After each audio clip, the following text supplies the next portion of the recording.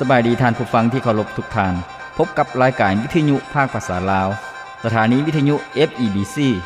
รายการ30นาทีต่อไปนี้หวังว่าจะเป็นประโยชน์ต่อท่านผู้ฟังในการดำเนินชีวิตเมื่อท่านผู้ฟังได้ติดตามรายการนี้ท่านก็จะมีความหวังมีความสุขในการดำเนินชีวิตเชิญท่านผู้ฟังติดตามได้ดังต่อไปนี้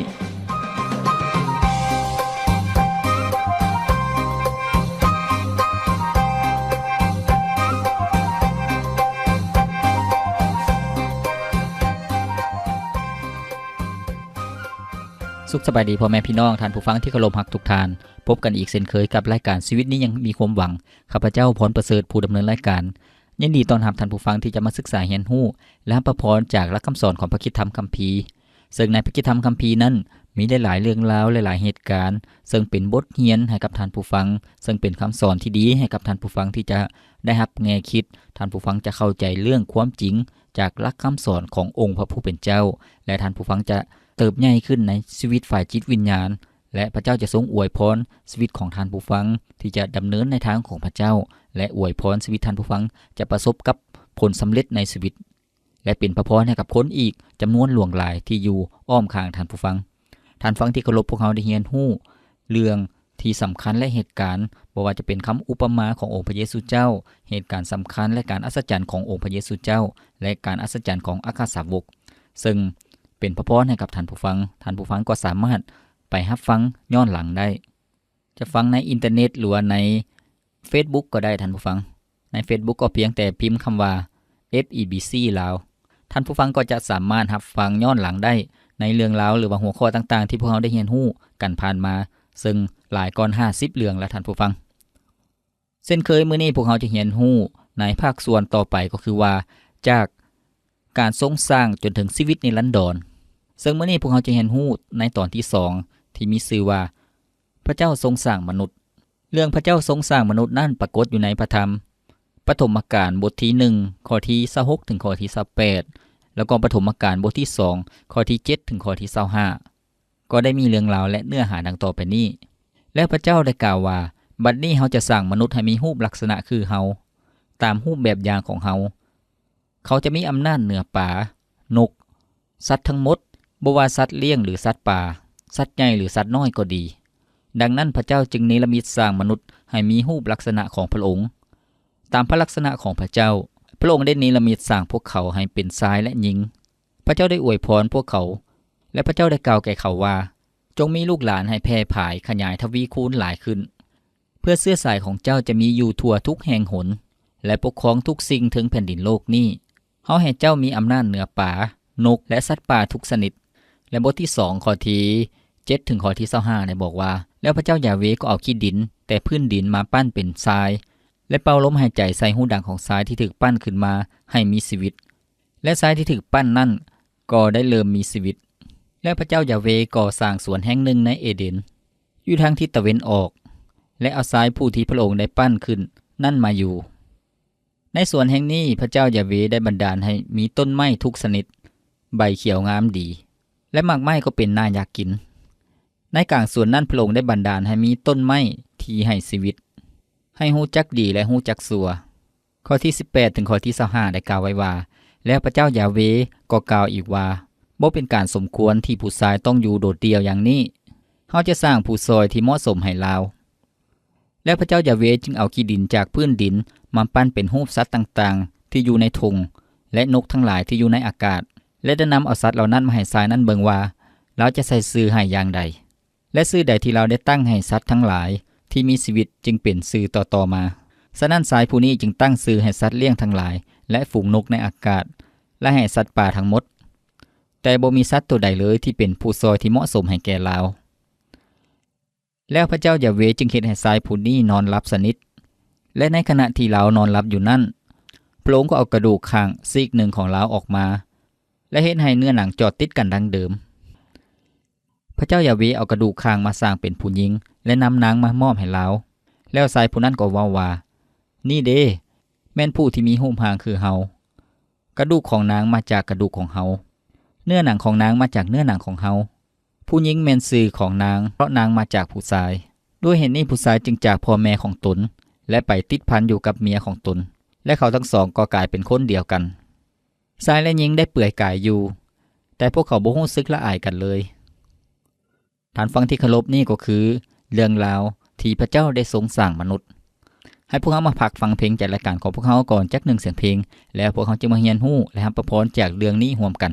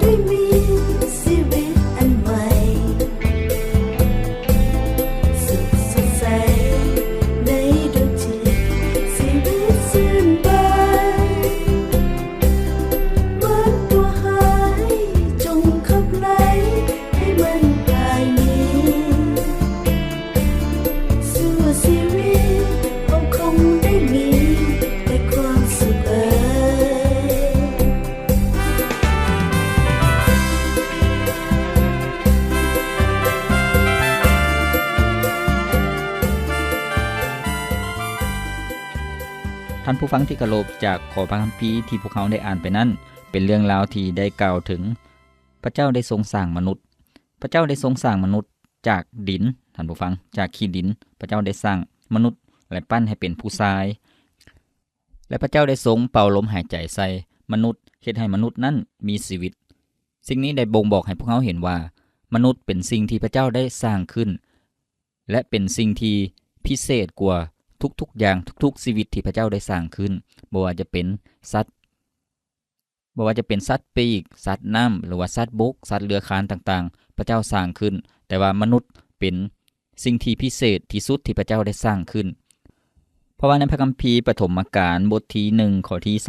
26-27ซึ่งได้กล่าวไว้ว่าพระเจ้าก็กล่าวว่าบัดนี้เฮาจะสร้างมนุษย์ให้มีรูปลักษณะคือเฮาเขาจะมีอำนาจเหนือปลานกสัตว์ทั้งหมดข้อที่27บอกว่าพระเจ้าจึงสร้างมนุษย์ให้คือพระองค์ทรงสร้างให้พวกเขาเป็นชายและหญิงนี่ก็คือว่าพระเจ้าได้ทรงสร้างมนุษย์ตามรูปแบบหรือว่าตามลักษณะของพระองค์นั่นก็คือว่าพระเจ้าได้ทรงให้มนุษย์นั้นมีจิตวิญญาณท่านผู้ฟังและเป็นสิ่งที่พิเศษที่พระเจ้าสร้างขึ้นก็คือว่ามนุษย์มีมโนธรรมหรือว่ามีศีลธรรมในจิตใจมีจิตใต้สำนึกแล้วก็มีคุณธรรมท่านผู้ฟังในที่นี้พระคัมภีร์ได้บอกให้พวกเฮาฮู้ว่าพระเจ้าได้สร้างมนุษย์ตามรูปลักษณะของพระองค์ก็คือว่าเป็นตัวแทนของพระองค์ให้มนุษย์นั้นมีอิสระให้มนุษย์นั้นมีการตัดสินใจพระเจ้าได้ทรงสร้างมนุษย์เพราะว่าเป็นสิ่งที่พิเศษเหนือสิ่งทั้งปวงที่พระเจ้าได้สร้างขึ้นให้มนุษย์มีอารมณ์มีความคิดมีอิสรภาพในการเลือกในการตัดสินใจในการเฮ็ดสิ่งต่างๆนี่ก็แสดงให้พวกเขาเห็นว่ามนุษย์บ่ได้แม่นหุ่นยนต์บ่ได้ถูกวางโปรแกรมไว้แต่ว่าพระเจ้าได้สร้างให้มนุษย์นั้นมีรูปลักษณะคือกันกับพระองค์ก็คือว่าพระเจ้าได้ทรงสร้างมนุษย์ให้คือกันกับพระองค์ทั้งภายในและภายนอกท่านผู้ฟังทั้งภายในก็คือว่ามีศีลธรรมมีคุณธรรมแล้วก็มีมโนธรรมในชีวิตสิ่งที่พระคัมภีร์ได้บอกให้พวกเราฮู้ว่าพระเจ้าได้ทรงสร้างมนุษย์เป็นสิ่งที่ยืนยันและเป็นคำตอบของมนุษย์ที่พยายามหาคำตอบว่ามนุษย์เป็นไผมาจากไสซึ่งคำตอบก็คือว่ามนุษย์นั่นคือพระเจ้าเป็นผู้สร้างขึ้นตามรูปแบบหรือว่าตามลักษณะของพระองค์ให้คล้ายคือกันกับพระองค์ท่านฟังที่เคารพเรื่องนี้ก็เป็นคำตอบให้กับวิทยาศาสตร์ที่พยายามอธิบายโดยการสมมุติโดยการคาดคะเนหรือว่าคาดเดาว่ามนุษย์นั่นเกิดมาจากวิวัฒนาการหรือว่าเกิดมาจากสนีคนหรือว่าเกิดมาจากลิงท่านผู้ฟังซึ่งในวิทยาศาสตร์ได้อธิบายอย่างยืดยาวและหาหลักฐานมายืนยันว่ามนุษย์นั่นเกิดมาจากวิวัฒนาการจากป่าที่ขึ้นมาถึงบกแล้วก็เป็นสัตว์ที่มีกระดูกสันหลังแล้วก็เป็นสนีคนแล้วก็มีการวิวัฒนาการจากลิงหรือว่าจากสนีคนนั่นแล้วก็กลายเป็นคนอันนี้คือคำอธิบายจากวิทยาศาสตร์แต่ในความเป็นจริงท่านผู้ฟังปัจจุบันยิ่งวิทยาศาสตร์มีความทันสมัยเท่าใดก็ยิ่งเฮ็ดให้ทฤษฎีวิวัฒนาการนั้นยิ่งมีน้ำหนักเบาลงย้อนอย่างท่านผู้ฟังย้อนว่าในปัจจุบันนี้วิทยาศาสตร์มีความทันสมัยการกวด DNA ท่านผู้ฟัง DNA ของมนุษย์นั้นมีการพัวพันกันและแตกต่างกันอย่างสิ้นเชิงกับ DNA ของสัตว์หรือว่าของลิงท่านผู้ฟังมันบ่สามารถเข้ากันได้เลยแต่ว่า DNA ของมนุษย์นั้นสามารถสืบทอดไปแต่ละต้นตระกูลแล้วก็ในที่สุดก็มาถึงผู้ชายคนเดียวสำหรับ DNA ของผู้ชายสำหรับ DNA ของแม่หญิงก็เช่นเดียวกันวิทยาศาสตร์ก็ได้อธิบายว่าสามารถรวมกันแล้วก็มาสิ้นสุดอยู่ที่แม่หญิงคนเดียวที่เป็นต้นกำเนิดก็คือว่าเอวาซึ่งเป็นตัวแทนของแม่หญิงทุกๆคนท่านผู้ฟังพระเจ้านั้นทรงสร้างมนุษย์ก็ถูกต้องแล้วท่านผู้ฟังสิ่งที่พระคัมภีร์ได้อธิบายว่าพระเจ้านั้นได้ทรงสร้างมนุษย์ก็เป็นสิ่งที่ยืนยันอย่างถูกต้องเพราะว่ามนุษย์บ่ได้เกิดมาจากลิงถ้าพวกเขาบอกว่าลิงเป็นญาติพี่น้องของพวกเขาแม่นไผก็บ่อยากยอมรับเพราะว่าบ่ได้เป็นความจริงท่านผู้ฟังเพราะว่ามนุษย์เป็นสิ่งมีชีวิตที่พิเศษที่สุดที่พระเจ้าได้สร้างขึ้นตามรูปลักษณะของพระองค์และบ่แม่นมากผลจากวิวัฒนาการใดๆท่านผู้ฟังเมื่อก่อนปู่ย่าตายายหรือว่าผู้เฒ่าผู้แก่ได้เล่านิทานให้พวกเราฟังว่ามนุษย์เกิดมาจากน้ำเต้าปุ๋งท่านผู้ฟังน้ำเต้าปุ๋งก็คือว่าหมักน้ำเต้าที่มีเทวดาหรือว่าพระอินทร์เอาเหล็กสีที่เผาไฟร้อนๆแล้วก็มาจี้ใส่น้ำเต้านั้นเฮ็ดให้น้ำเต้าเป็นหูแล้วก็คนก็จะลั่งไหลออกมาจากน้ำเต้าปุ๋งนั้นคนที่ออกมาทำอิฐก็จะมีผิวค้ำหรือว่าผิวดำท่านผู้ฟังก็เป็นคนภาคใต้เพราะว่าถูกควันไฟเพราะว่าถูกกิมินหม้อจากเหล็กซีนั้นเฮ็ดให้ผิวค้ำคนกลุ่มที่ออกมาตอนกลางก็คือคนอยู่ภาคกลางผิวก็บ่ดำปานใดปานกลางส่วนคนที่ออกมาตามหลังก็คือว่าเป็นคนอยู่ภาคเหนือผิวจะขาวๆอันนี้ก็คือปู่ย่าตายายพวกเฮาได้เล่านิทานให้ฟังว่าคนเฮาหรือว่ามนุษย์เฮาเกิดมาจากน้ำเต้าปุ๋งอันนี้ก็เป็นนิทานท่านผู้ฟังแต่ว่าในความเป็นจริงพระคัมภีร์ได้บอกว่าพระเจ้าได้ทรงสร้างมนุษย์มีความคิดมีอิสรภาพในการตัดสินใจอิสรภาพในการเลือกมีการจำแนกสิ่งที่ถูกสิ่งที่ผิด มีการฮู้บุญคุณหรือว่ามีศีลธรรมมีมโนธรรมในชีวิตนั่นก็คือเป็นสิ่งที่พิเศษท่านผู้ฟังที่พระเจ้าทรงสร้างขึ้นพระเจ้าทรงสร้างผู้ชายทำอิฐก็คืออาดัมพระเจ้าทรงใส่ชื่อว่าอาดัมก็คือว่าเป็นผู้ชายผู้ทำอิฐที่พระเจ้าสร้างขึ้นพระองค์นั้นทรงสร้างจากดินจากขี้ดินฉะนั้นเมื่อมนุษย์ตายไปร่างกายก็เน่าเปื่อยแล้วก็กลับกลายเป็นดินท่านผู้ฟังในบทที่2ข้อ18ได้บอกว่าแล้วองค์พระผู้เป็นเจ้าก็กล่าวอีกว่าบ่เป็นการสมควรที่ผู้ชายต้องอยู่โดดเดี่ยวอย่างนี้เขาจะสร้างผู้ซอยที่เหมาะสมให้ลาวพระเจ้าเห็นว่าผู้ชายอยู่คนเดียวนั่นบ่เหมาะสมถึงแม้นว่าอาดัมจะมีสัตว์จำนวนหลวงหลายที่เป็นหมู่เพื่อนให้กับเราแต่ว่ายังบ่เหมาะสมฉะนั้นพระเจ้าจะสร้างผู้ซอยให้กับเราก็คือในข้อที่21พระเจ้าให้อาดัมนอนหลับสนิทพระคัมภีร์บอกว่าในขณะที่เรานอนหลับอยู่นั่นพระองค์ก็เอากระดูกข้างซีกหนึ่งของเราออกมาและเห็นให้เนื้อหนังจอดติดกันดังเดิมองค์พระผู้เป็นเจ้าได้เอากระดูกข้างมาสร้างเป็นผู้หญิงและนำนางมามอบให้แก่เราอาดัมก็ตั้งชื่อว่าเอวาท่านผู้ฟังฉะนั้นพระเจ้าได้ทรงสร้างมนุษย์ให้เป็นผู้ชายชื่อว่าอาดัมและสร้างมนุษย์ให้เป็นแม่หญิงชื่อว่าเอวาพระเจ้าทรงสร้างมนุษย์ให้เป็นชายและหญิงท่านผู้ฟังนี่เป็นสิ่งอัศจรรย์ที่พระเจ้าทรงสร้างขึ้นฉะนั้นเมื่อพระเจ้าสร้างพระเจ้าให้มนุษย์มีเพศอย่างชัดเจนก็คือเป็นผู้ชายและเป็นแม่หญิงบ่มีเพศที่3ท่านผู้ฟังซึ่งพวกเขาจะเรียนรู้ว่าเมื่อมนุษย์ล้มลงในความบาปจะมีความบาปเกิดขึ้นหลายๆอย่างมนุษย์ก็จะมีการเปลี่ยนแปลงก็จะมีการผิดทางด้านศีลธรรมแล้วก็ผิดธรรมชาติที่พระเจ้าสร้างขึ้นก็คือมนุษย์นั้นมีเป็นเพศที่3เพศที่4ไปท่านผู้ฟังอันนั้นก็คือเมื่อหลังจากที่มนุษย์ล้มลงในความบาปแต่ตอนนี้พวกเขาจะเรียนรู้ว่าพระเจ้าทรงสร้างมนุษย์และพระองค์นั้นทรงเฮ็ดแนวใดท่านผู้ฟังพระองค์ทรงสร้างมนุษย์เป็นผู้ชายและแม่หญิงสิ่งสำคัญพระเจ้าทรงให้มนุษย์นั้นมีอำนาจครอบครองสิ่งทั้งปวงที่พระเจ้าทรงสร้างขึ้นบ่ว่าจะเป็นนกในอากาศบ่ว่าจะเป็นปลาในทะเลหรือว่าสิ่งที่มีชีวิตที่ใหญ่ขนาดใดพระเจ้าก็ให้มนุษย์นั้นครอบครองสัตว์บกทั้งปวงพระเจ้าก็ให้มนุษย์นั้นทรงปกครองในโลกนี้เหมือนกับพ่อที่สร้างเฮือนเหมือนกับพ่อที่ปลุกเฮือนให้กับลูกเมื่อปลุกเฮือนสำเร็จแล้วอย่างจบงามมีเครื่องของครบถ้วนสมบูรณ์ก็ให้ลูกเข้าไปอยู่เส้นเดียวกันพระเจ้าทรงสร้างโลกนี้อย่างครบถ้วนสมบูรณ์และจบงามพระเจ้าก็ให้มนุษย์นั้นครอบครองพระเจ้าทรงให้มนุษย์มีสิทธิอำนาจปกครองสิ่งทั้งปวงที่พระเจ้าทรงสร้างขึ้นและ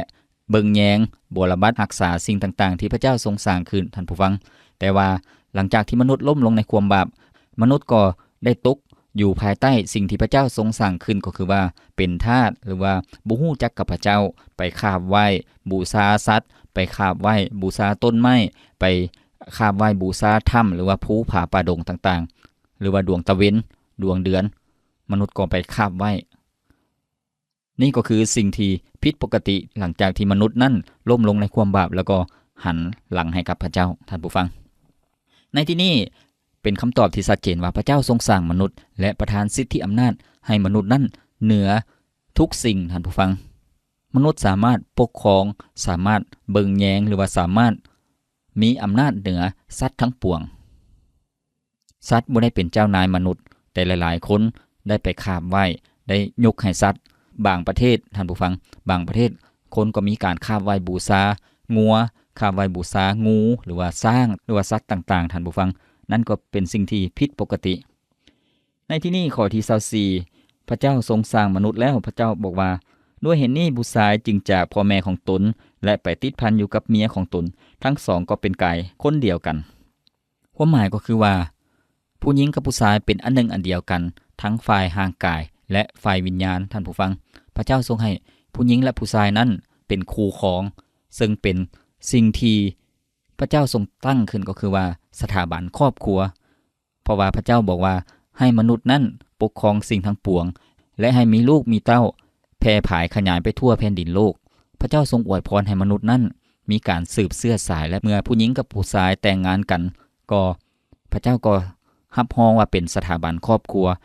และให้มนุษย์นั้นมีลูกมีเต้าเพื่อสืบเชื้อสายและปกครองโลกนี้ซึ่งสิ่งที่พระเจ้าทรงตั้งขึ้นท่านผู้ฟังเป็นสิ่งที่ถูกต้องและสมบูรณ์พระคัมภีร์ได้บอกให้พวกเขาเห็นว่าผู้ชายจัดจากพ่อแม่ของตนเองไปผูกพันอยู่กับเมียของตนเองก็คือการตั้งครอบครัวใหม่บ่ได้อยู่ภายใต้การปกครองของพ่อแม่อีกต่อไปก็คือว่า พวกเขานั้นเป็นครอบครัวใหม่และสามารถมีลูกมีหลานท่านผู้ฟังข้อที่25บอกว่าชายและหญิงได้เปื่อยกายอยู่และพวกเขาก็บ่รู้สึกละอายกันเลยสิ่งนี้กล่าวถึงความจบงามด้านศีลธรรมที่พระเจ้าได้สร้างขึ้นอย่างสมบูรณ์ที่พระเจ้าสร้างมนุษย์เป็นผู้หญิงและเป็นผู้ชายแต่ว่าในอีกบ่ดลเรื่องศีลธรรมก็จะเสื่อมไปหลังจากที่มนุษย์นั้นล่มลงในความบาปมนุษย์ก็จะขาดด้านศีลธรรมแต่ในที่นี้เริ่มต้นที่พระเจ้าได้สร้างมนุษย์นั้นให้มีความสมบูรณ์และมีสง่าราศีมีศีลธรรม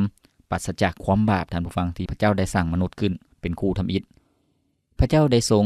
ให้มนุษย์เป็นผู้ชายก็คืออาดัมเป็นเพศที่ชัดเจนและให้แม่หญิงชื่อว่าเอวาก็เป็นเพศหญิงอย่างชัดเจนท่านผู้ฟังนี่บ่งบอกถึงว่าพระเจ้าได้สร้างมนุษย์และให้อาดัมและเอวานั้นสามารถมีลูกมีเต้าสืบเชื้อสายสิ่งนี้ได้ยืนยันให้พวกเขาเห็นว่าพระเจ้าเป็นพระผู้สร้างฉะนั้นมนุษย์ทุกคนก็คือได้รับการทรงสร้างโดยพระเจ้าผ่านทางอาดัมที่เป็นผู้ชายและเอวาที่เป็นแม่หญิงท่านผู้ฟังพระเจ้าสร้างอาดัมและเอวาและมนุษย์ทุกๆคนทุกยุคทุกสมัยก็เป็นผู้ที่พระเจ้าได้สร้างขึ้นท่านผู้ฟังบางคนอาจจะถามว่าแล้วพระเจ้าสร้างคอยตอนใดเพราะว่าคอยเกิดมาจากพ่อแม่ของคอยแต่ว่าในความเป็นจริงก็คือว่าพระเจ้าเป็นผู้สร้างมนุษย์คู่ทำอิฐก็คือพระเจ้าได้สร้างพวกเขาโดยทางอ้อมท่านผู้ฟังก็คือว่าผ่านทางอาดัมกับเอวาฉะนั้นในพระคัมภีร์จึงบอกว่าพระเจ้าทรงเป็นพระบิดาหรือว่าเป็นพ่อของมนุษย์ทั้งปวงท่านผู้ฟังพวกเขาสามารถเอิ้นพระเจ้าว่าพระบิดาเจ้าก็คือเป็นพระเจ้าผู้เป็นเจ้าของชีวิตของพวกเขาเป็นแรงแห่งชีวิตเป็นพระผู้สร้างของพวกเขาประโยคที่ว่าเขาทั้งสองก็กลายเป็นคนเดียวกันความหมายก็คือทั้งแม่หญิงและผู้ชายนั่นเป็นอันหนึ่งอันเดียวกันทั้งฝ่ายห่างกายก็คือว่ามีการร่วมเพศกันก็คือเป็นอันหนึ่งอันเดียวกันอย่างที่สองก็คือเป็นอันหนึ่งอันเดียวกันฝ่ายจิตวิญญาณก็คือว่าบ่มีสองอีกต่อไปท่านผู้ฟังพระเจ้าปรารถนาให้มนุษย์นั้นครองคู่ร่วมกันไปตลอดไปซึ่งคำสั่งนี้เป็นคำสั่งที่ตัดขาดจากการล่วงประเวณีก็คือว่าก็บ่มีหลายผัวหลายเมียก็บ่มีการลิ้นสู้ต่างๆพระเจ้าทรงตัดสิ่งเหล่านี้ออกไปการฮักเพศเดียวกันก็บ่มีท่านผู้ฟังการดำเนินชีวิตที่ผิดศีลธรรมหรือว่าการย่าห้างที่บ่ถูกต้องตามหลักคำสอนของพระคัมภีร์นั้นพระเจ้าได้ทรงตัดออกไปจากสิ่งเหล่านั้นท่านผู้ฟังและให้มนุษย์นั้นมีผัวเดียวเมียเดียวในที่นี้พวกเขาจะเห็นความจริงก็คือว่าพระเจ้าทรงตั้งให้มี1หญิง1ชายมีผัวเดียวเมียเดียวท่านผู้ฟังบ่ได้มีหลายใจบ่มีการลิ้นสู้หรือว่ามีหลายผัวหลายเมียท่านฟังที่เคารพมื้อนี้พวกเขาได้เรียนรู้การทรงสร้างของพระเจ้าที่พระองค์นั้นทรงสร้างมนุษย์ซึ่งมนุษย์คู่ทำอิฐที่พระเจ้าทรงสร้างขึ้นก็คือเป็นผู้ชายและเป็นแม่หญิงพระเจ้าได้ทรงสร้างมนุษย์ตามรูปแบบลักษณะของพระองค์ก็คือว่ามนุษย์หรือว่าคนเฮานั้นเป็นภาพสะท้อนของพระเจ้าท่านผู้ฟังเป็นการบ่งบอกว่าพระเจ้านั้นบ่แม่นหุ่นยนต์ที่สร้างมนุษย์ให้เป็นหุ่นยนต์ซึ่งมีการวางโปรแกรมไว้หรือว่ามีการควบคุมต่างๆให้ไปตามคำสั่งแต่มนุษย์มีอิสรภาพในการตัดสินใจมีอิสรภาพในการเลือกมีความคิดมีมโนธรรมต่างๆนั่นก็คือว่าพระเจ้าทรงสร้างมนุษย์ตามรูปแบบของพระองค์อย่างที่สองก็คือว่าพระเจ้าได้ทรงมอบสิทธิอำนาจให้กับมนุษย์ในการปกครองในการเบิ่งแยงสิ่งต่างๆทั้งปวงที่พระเจ้าได้สร้างขึ้นในโลกนี้พระเจ้าได้มอบสิทธิอำนาจให้มนุษย์มีอำนาจเหนือสิ่งทั้งปวงสิ่งนี้เป็นความจริงท่านผู้ฟังข้าพเจ้ามีประสบการณ์หรือว่าสามารถเป็นพยานให้กับท่านผู้ฟังได้เมื่อก่อนข้าพเจ้าบ่ได้เชื่อในพระเจ้าพระผู้สร้างหรือว่าบ่ฮู้จักกับพระเยซูเจ้าท่านผู้ฟังข้าพเจ้าก็เชื่อทั้งผีหรือว่าข้าพเจ้าก็เกิดในครอบครัวพุทธหรือว่าเชื่อทั้งพุทธเชื่อทั้งผีคาบไหว้บูชาต้นไม้คาบไหว้บูชาก้อนหินหรือว่าสิ่งที่มนุษย์สร้างขึ้นหรือว่ารูปปั้นต่างๆข้าพเจ้าคาบไหว้สิ่งที่แปลกประหลาดท่านผู้ฟังแต่ว่าเมื่อฮู้จักกับพระเยซูเจ้าขอพระคัมภีร์ที่ข้าพเจ้าได้เห็นและได้รับพระพรก็คือว่าพระเจ้าได้สร้างมนุษย์และมอบสิทธิอำนาจให้มนุษย์นั้นปกครองอยู่เหนือสิ่งทั้งปวงเมื่อเฮาเชื่อในพระเจ้าเฮาก็มีอำนาจเหนือสิ่งทั้งปวงที่พระเจ้าได้สร้างขึ้นแม่น้ำลำเซต้นไม้ใหญ่ก้อนหินภูผาป่าดงหรือว่าดวงตะเวนดวงเดือนและดวงดาวต่างๆสิ่งต่างๆที่พระเจ้าได้สร้างขึ้นนั้นพวกเขาสามารถปกครองและอยู่เหนือสิ่งเหล่านั้นพวกเขาบ่ได้ตกเป็นทาสของสิ่งเหล่านั้นบ่ได้ย่านกลัวสิ่งเหล่านั้นอีกต่อไปท่านผู้ฟังนี่ก็คือความจริงหรือว่าประสบการณ์ที่พระเจ้าได้ให้ คำตอบสำหรับชีวิตเมื่อพวกเขาได้รู้จักกับพระเจ้าฉะนั้นข้าพเจ้าปรารถนาอย่างยิ่งว่าท่านผู้ฟังจะได้เข้าใจเมื่อท่านผู้ฟังได้เรียนรู้หลักคำสอนของพระคิดธรรมคัมภีร์จะรู้ว่าโลกนี้มาจากไสและมนุษย์เป็นไผมาจากไสก็คือว่าพระเจ้าเป็นผู้สร้างขึ้นตามรูปแบบของพระองค์ให้เป็นคือกับรูปแบบของพระองค์ก็คือมีสิทธิอำนาจมีอิสรภาพในการตัดสินใจและมีชีวิตที่เดินในทางของพระเจ้าเฮ็ดตามคำสอนของพระเจ้าที่พวกเขาจะได้มีชีวิตในการเฮ็ดตามแผนการที่พระเจ้าได้วางให้พวกเขาได้เดินไปในทางของพระองค์เป็นที่พอใจของพระองค์ท่านผู้ฟังและพระเจ้าจะทรงอวยพรชีวิตของพวกเขาให้รู้จักคำตอบของชีวิตพวกเขาบ่ได้เป็นทาสของสิ่งต่างๆในโลกวัตถุหรือว่าสิ่งที่พวกเขาเคยกราบไหว้บูชานั้นพวกเขาบ่ได้เป็นทาสของสิ่งเหล่านั้นท่านฟังที่เคารพการที่พระเจ้าได้ทรงให้มนุษย์นั้นได้ทรงครอบครองสิ่งทั้งปวงที่พระองค์ทรงสร้างความหมายก็คือว่าอนาคตของโลกนี้ความเป็นไปของโลกนี้อยู่ภายใต้การเบิ่งแย้งของมนุษย์ซึ่งเป็นผู้รับผิดชอบโลกนี้จะดีหรือร้ายก็ขึ้นกับอาดัมกับเอวาที่จะเบิ่งแย้งโลกนี้ซึ่งพวกเขาจะเห็นในโมซาว่าพวกเขานั้นได้ล้มเหลวหรือว่าได้ล้มลงในความบาปการที่พระเจ้าได้สร้างมนุษย์ตามรูปแบบลักษณะของพระองค์บ่ได้หมายความว่ามนุษย์นั้นเป็นพระเจ้าท่านผู้ฟังก็คือว่ามนุษย์นั้นเป็นสิ่งที่มีชีวิตที่ต่ำกว่าพระเจ้าก็คือว่าบ่ได้มีความสมบูรณ์แบบคือกันกับพระเจ้าท่านผู้ฟังบ่ได้มีความสมบูรณ์แบบคือกับพระเจ้าก็คือว่ามนุษย์ทุกคนต้องได้พึ่งพาพระเจ้านั่นเองต้องมีการสามัคคีธรรมหรือว่าพึ่งพาพระองค์ถวายเกียรติแด่พระองค์พระเจ้าปรารถนาให้มนุษย์นั้นถวายเกียรติแด่พระองค์ก็คือให้เกียรติแด่พระเจ้ายกย่องสรรเสริญพระองค์มีการสามัคคีธรรมกับพระองค์บ่ได้ยกย่องสิ่งอื่นหรือว่านำเอาสิ่งอื่นนั้น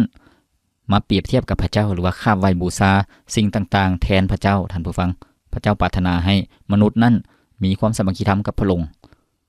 สิทธิอำนาจที่พระเจ้าทรงให้มนุษย์ในการปกครองก็คือว่าเปรียบเหมือนกับกษัตริย์ในการร่วมปกครองเบิ่งแยงสิ่งที่พระเจ้าทรงสร้างร่วมกับพระองค์ในการเบิ่งแยงสิ่งเหล่านั้นการที่พระเจ้าได้สร้างพวกเขาตามรูปแบบลักษณะของพระองค์บ่ได้หมายความว่าพวกเขามีรูปร่างคือกับพระเจ้าแต่ในที่นี้ความหมายก็คือว่าพวกเขานั้นมีลักษณะของพระเจ้าก็คือความรักความสัตย์ซื่อความเมตตากรุณาความบริสุทธิ์การมีศีลธรรมสิ่งเหล่านี้ก็คือรูปลักษณะของพระเจ้าความหมายก็คือว่าพระเจ้าทรงสร้างพวกเขาให้เป็นการสำแดงสง่าราศีของพระองค์การที่พระเจ้าทรงสร้างมนุษย์เพื่อสำแดงพระสง่าราศีของพระเจ้าพวกเขาจึงเป็นภาพสะท้อนของพระเจ้าท่านผู้ฟังฉะนั้นเมื่อพวกเขาเป็นภาพสะท้อนของพระเจ้าเมื่อมนุษย์เขาเป็นสิ่งที่พิเศษที่พระเจ้าทรงสร้างเหนือสิ่งทั้งปวง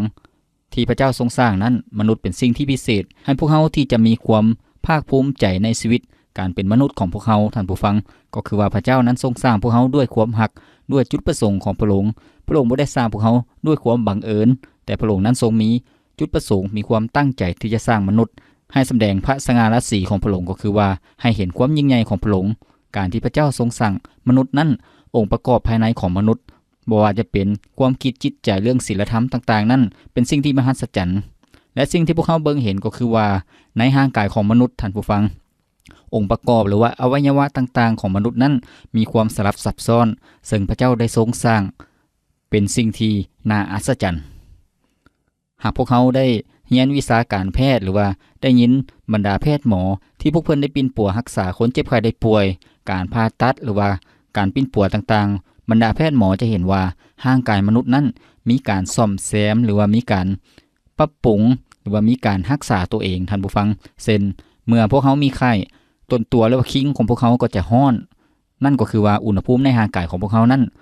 กำลังฆ่าเชื้อโรคหรือว่าเชื้อพยาธิที่อยู่ในร่างกายของพวกเขาหรือว่าเมื่อพวกเขากินอาหารที่ผิดปกติพวกเขาก็จะหากออกมานั่นก็คือร่างกายของพวกเขาได้ขับของเสียออกมาท่านผู้ฟังซึ่งอวัยวะต่างๆในร่างกายของพวกเขานั้นล้วนแต่มีความซับซ้อนนั่นก็คือความยิ่งใหญ่ที่พระเจ้าได้ทรงสร้างพวกเขาให้พวกเขาที่จะภาคภูมิใจว่าการที่พวกเขาเป็นมนุษย์ก็คือว่าเป็นสิ่งที่พิเศษที่พระเจ้าทรงสร้างพวกเขาให้พวกเขาให้คุณค่ากับตนเองอย่าดูถูกอย่ารู้สึกน้อยเนื้อต่ำใจในชีวิตของพวกเขาให้พวกเขาภาคภูมิใจว่าพวกเขานั้นเป็นสง่าราศีของพระเจ้าพวกเขาแต่ละคนนั้นล้วนแต่เป็นสง่าราศีของพระเจ้าท่านผู้ฟัง